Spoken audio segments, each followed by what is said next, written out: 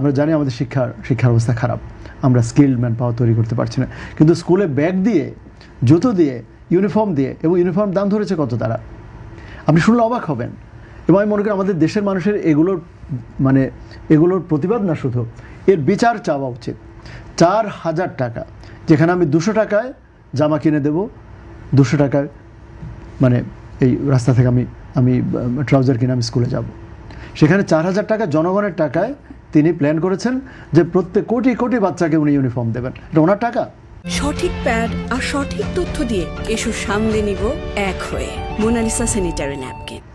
টাকাটা তো আলটিমেটলি আমার আপনার থেকে নেওয়া হবে, এই সরকারি কোষাগার থেকে টাকা নিতে হবে। 4 কোটি বাংলাদেশের টোটাল স্টুডেন্ট পপুলেশন হচ্ছে ক্লাস 1 থেকে ইউনিভার্সিটি পর্যন্ত 4 কোটি। এমনি স্কুল পর্যায়ে প্রতি বছর যদি আপনি নিজে হিসাব করতে পারবেন, প্রথম বছর ডক্টর রফিক, প্রথম বছর এবার স্কুলে যায় 30 লক্ষ, তাহলে ক্লাস 1 থেকে ক্লাস 10 ইন্টারমিডিয়েট আর 12 বছর আপনি যোগ করেন, প্রায় 3.5 কোটি হয়। সেখানে হয়তো প্রথম বছর একটু বেশি, ইন্টারমিডিয়েট আস্তে আস্তে হয়তো 15 লক্ষতে নামে।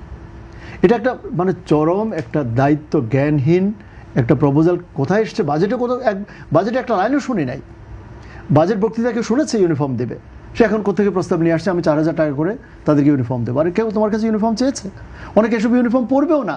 এটা কি হবে? আমাদের যে নর্থ সাউথ আমরা করি না, আমরা যখন কনভোকেশনে যে গাউনটা বানাই, আমরা যে টাকা খরচ সবাই আসতে কয়েকটা ছবি নেওয়ার পর এটা ডাস্টবিনে ফেলে দেয়। আমি নর্থ সাউথের একজন ডিন হিসাবে বলছি, আপনি আপনার স্টুডেন্টদের বন্ধুবান্ধবদের জিজ্ঞেস করবেন, এত বাজে কোয়ালিটি, আপনি এটা গায়ে দেওয়ার পর আপনি গরমে সিদ্ধ হয়ে যাবেন। সরকার ওরকম কিছু একটা পাবে, হয়তো সিনথেটিক, হয়তো একটা পড়ার মতো করে। আপনি বেস্ট ওয়ে হচ্ছে ইকোনমিক্স বলে যে আমার খাবারটা আমাকে চুজ করতে দেন, আমার কাপড়, এটা ভেরি ইন্টিমেট।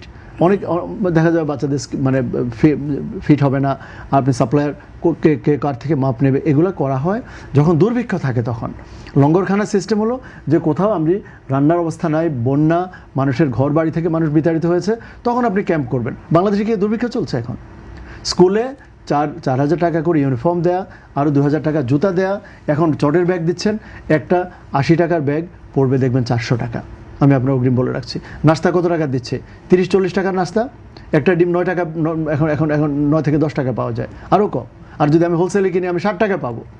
সেই ডিম আর একটা বনরুটি, একটা ব্রুজড একটা কলা, সেটা উনি 140 থেকে 170 টাকা একজন কেটারকে দিচ্ছেন। সো আমার কথা হচ্ছে সরকার টোটালি, মাঝে মাঝে মনে হয় যে গভর্নমেন্টের যারা নীতি নির্ধারক, ওনারা দে আর আউট অফ দেয়ার মাইন্ডস। ওনারা পপুলিস্ট, শুধু পত্রিকা, শুধু আমি $1 ট্রিলিয়ন ইকোনমি করব, আমি ডিজিটাল ইকোনমি করব, আমি এই যে 1400টা ইলেকট্রিক ভেহিকল, আমি ইলেকট্রিক বাস চালাবো। বাংলাদেশে কয়েক লক্ষ বাস এখন চলে, 1400 will be nothing, it's a drop in the ocean. Total বাংলাদেশে যে 56,000 বর্গমাইলের মধ্যে কয় লক্ষ যানবাহন চলছে?